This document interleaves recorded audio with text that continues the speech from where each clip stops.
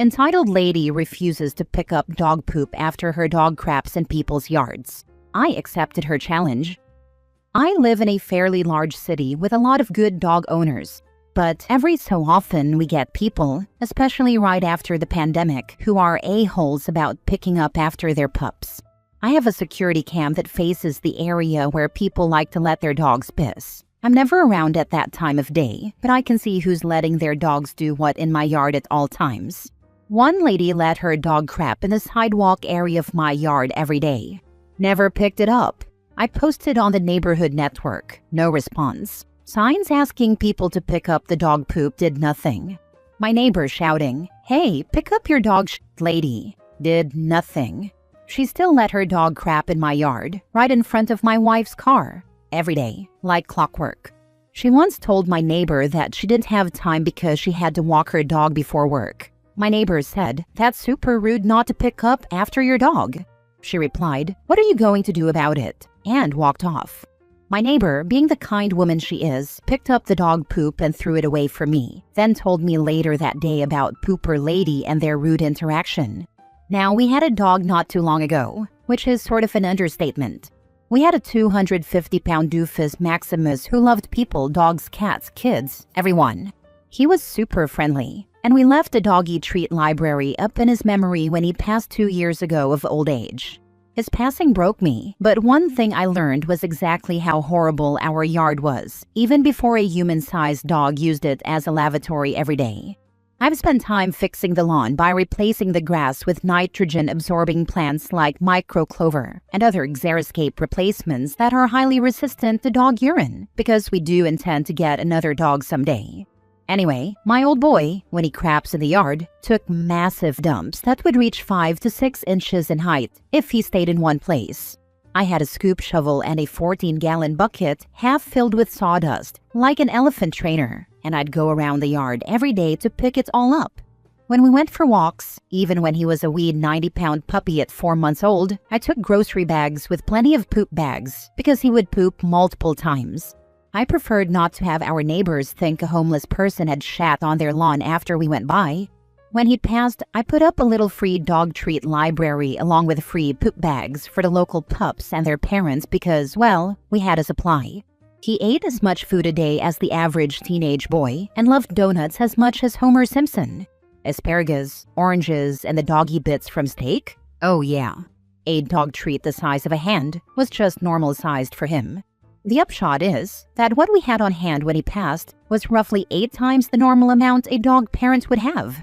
And I didn't want it to go to waste, so we provided it for free until it ran out. I even have a small bucket nearby labeled, "If you have dog poop bags, please drop them here." Because the raging debate of whether it's rude to drop tied-off dog poop bags in a nearby garbage can comes up on Nextdoor every year, right alongside the fireworks conversation that starts around July 2nd and continues for the next 2 weeks.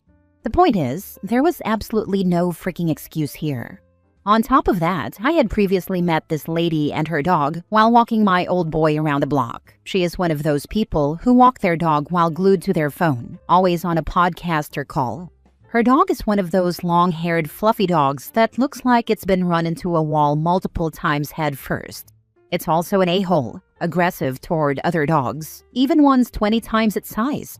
Every time we crossed paths, she barely registered her dog trying to bite mine until I would yell, "Curb your dog, lady," while blocking it with my body. So, poop bags available. Notices, neighbors saying, "Knock that shit off." Pooper Lady Karen doing Pooper Lady Karen things with Muffin Paws the a-hole shitzer. Fine, we can play that game. I started my research by checking my house security camera. She was always there between 8:02 and 8:03, religiously, on the dot, every workday, every time, never on the weekends and never after 8:04 a.m. She was always dressed in very nice business casual, with expensive shoes and a purse or sling bag, but never with poop bags. I set up one of my Rainpoint Wi-Fi-enabled automatic sprinkler hose bibs and connected 2 high-volume, highly visible water sprayers for that grassy area. one on each side, one facing the sidewalk from my house with some overlap to the sidewalk strip set to a 180-degree semicircle, and one in the sidewalk strip facing the house, set to the same dispersal pattern. The nice thing about Rain Point is that it's hooked into your house Wi-Fi, and you can control it anywhere, anytime, just by pressing a button widget on your phone. You can also set up automatic watering timers and hook it into weather and soil moisture IFTDT systems, but the fact that you can set it off remotely is more important here. I set the timer to go off at 8:03 exactly and spray for 10 minutes on full blast. And by full blast, I mean I made sure to close off all other hoses and not start the dishwasher or laundry before I left for the day at 7 a.m., so the full experience of 15 gallons per minute water pressure could be enjoyed by all. The next morning, I turned on my remote viewing of my security camera at work. Here she comes, dressed more nicely than usual in her business casual, walking her aggro a-hole dust mop of a dog, face in her phone, earbuds plugged in, volume up. The dust mop angles his way toward the same spot she always lets him poop, starts to squat, and then dual sprays of ice-cold water catch her dog in the face and her at the waist. Full blast. The one from the house started first. The one in the sidewalk strip started 10 seconds later. She stood there screaming on the security cam for 30 seconds, then stormed across the grass to pick up her dog, who, at this point, had been turned from a fluffy ball of perfectly groomed dog into a filthy wet mop with extra dirt and powdered steer manure compost. And as she turned to storm away with her dog, she slipped on the fresh dog shit that her dog had just dropped, which was now getting sprayed with water at 15 gallons per minute.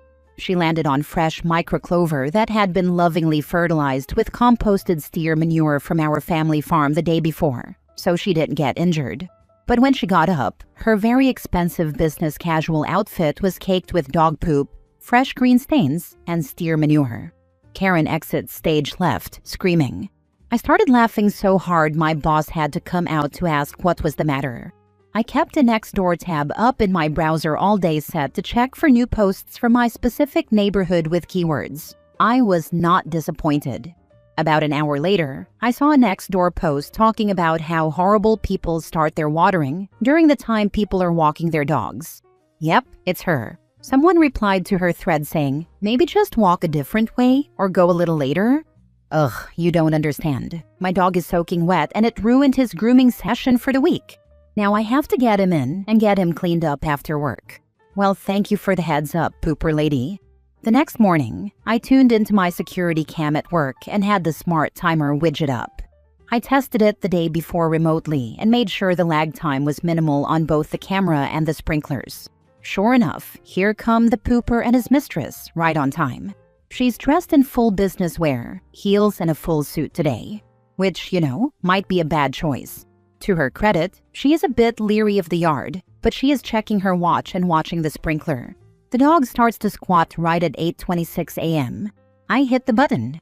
My security camera is about 30 feet away, behind triple pane glass windows, inside a house we re-insulated this past spring. It has a crap microphone that barely picks up anything. I could hear her scream of rage, like a pair of wild foxes in heat running 2 feet from my head. Her dog was turned from fluff ball to wet mop once more, but this time he was still mid-poop, so when she grabbed him physically, I could see her trying desperately to avoid the aerial poop torpedoes, popping from his butt and flying into the air all over the sidewalk and the walkway to the street. Her phone clattered to the ground. She broke a heel stumbling, and one final doggy turd flew up into the air, executed a perfect 360 double pike, and landed on her blouse. The next day was a Thursday. I popped my browser tab open and lay in wait. I watched as pooper lady came down the street, absorbed in her phone, dragging her mop of a dog along behind her. When they got to my house, the dog stopped and would not go any further. I saw her turn and tug at his leash. He refused. She stopped. She looked at the area of the yard where my sprinklers were set up. She looked at him. She pulled at his leash again, and they began walking toward the same area once more. And just before they got to the outside edge of my property, I turned on the sprinklers. The 3 seconds of lag meant that by the time they were halfway to the spot, they were about 5 feet inside the spray zone, and the dog just noped the heck out of there, quick enough that she was startled and dropped the leash. He ran back the way they came, and she did the running in heels thing out of frame after him. That Friday morning, no Pooper Lady. The next Monday around 10 a.m., I saw Pooper Lady's dog, but he was being walked by a young woman wearing the t-shirt of a local dog walking service. She stopped by my doggy supply library. She smiled. She reached down to pick up the poop. She tucked it in a bag, tied it off, and walked on with the dog, who looked much happier overall. After about 3 months, I no longer saw either Pooper Lady or her dust mop of a dog anywhere in the neighborhood. I guess she moved somewhere that she and her aggro a-hole dog can live in peace and crap wherever they like. Still have the sprinkler set up, but now I tend to set it to run when nobody is around, like at 4 a.m., and only when the grass really needs it. Now for the top comments. I admire your dedication and thorough takedown of such a horrible dog owner.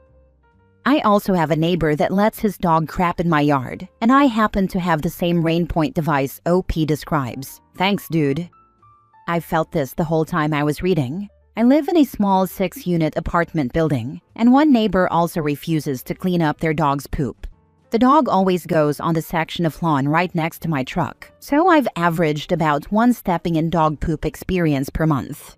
As a result, I've just started cleaning up the poop, even though it's not my dog, and I don't even own a dog. Last summer, I overheard the dog's owner talking to his girlfriend, and they were laughing about the fact that someone cleans up the dog poop so they don't ever have to. That was the last straw for me. I continued cleaning up the crap, but instead of throwing it away, I'd dump it in piles right outside their front door. Every couple of days, I'd hear a shriek coming from downstairs, and I'd know my poop mine found another target. Petty? Yep. Effective? Double yep. My favorite moment was coming home from work one night and seeing them both in the yard, spraying their shoes off with a garden hose. I made eye contact with them, and while passing said, "Kind of sucks when the dog craps right where you walk every day, doesn't it?" They just glared at me.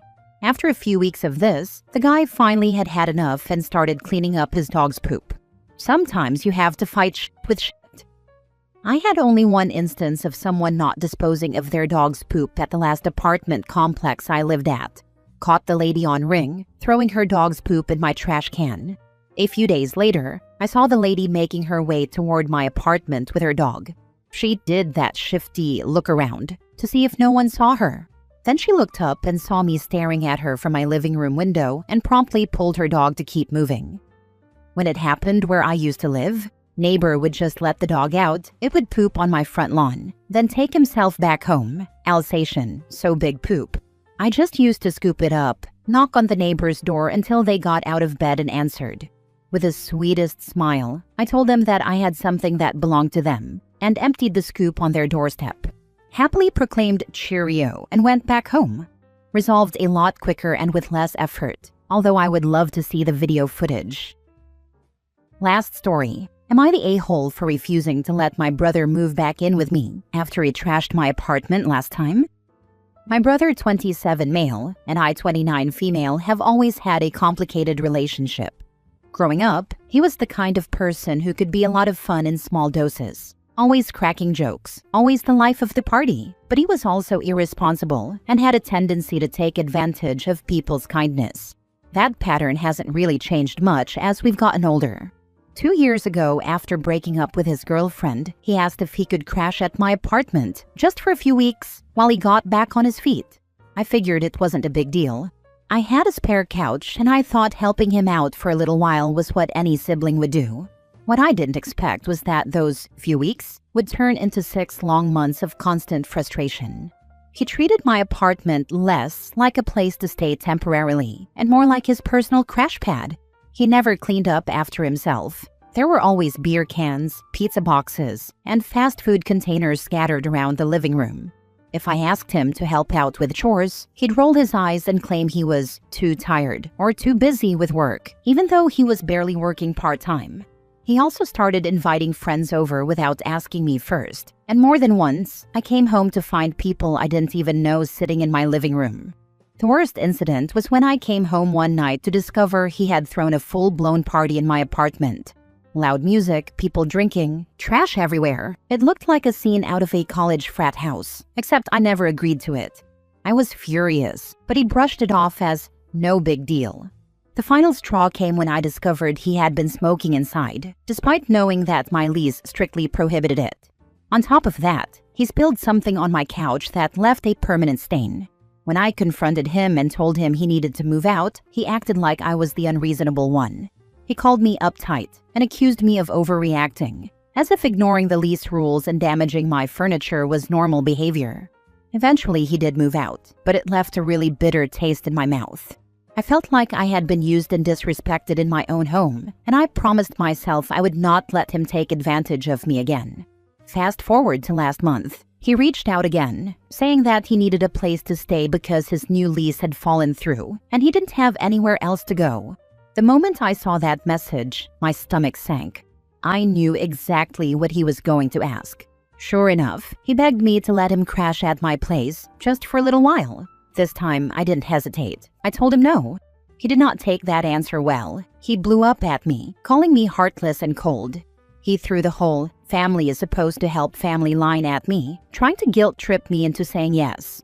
When I still refused, he involved our parents, who told me that I should let him stay until he gets back on his feet. But I stood firm. I reminded my parents and my brother of what happened last time and told them I wasn't going to let history repeat itself. If anyone thought he deserved another chance, they were more than welcome to open their homes to him. Unsurprisingly, no one volunteered. Some family agree with me, saying I'm setting healthy boundaries after being burned once already. Others insist that I'm cruel for abandoning him when he's in need. Personally, I don't see it as abandonment. I see it as refusing to let someone disrespect me in my own home again. At the end of the day, I love my brother, but love doesn't mean letting him walk all over me. Don't take him back. Duh. Yep, lesson learned. What's annoying is my parents and relatives who think I'm cruel just won't drop it, even though none of them are offering to let him stay at their place. It just shows that they learned from your mistake. Pretty ballsy for them to criticize. Not the a-hole. Good on you for not signing up for round 2. The part that really grates me is my parents and relatives calling me cruel, and not a single one of them has even thought of taking him in themselves. First thing out of your mouth next time. Okay, Aunt so-and-so, give me your address and I will send him over to move in. See how quick they shut up. Do it every time. Nope. You know where it leads. Unless someone is going to pay for a maid and security deposit, hard no. Exactly. Last time I basically felt like I was paying rent for both of us, while also cleaning up after him. Definitely not going through something like that again.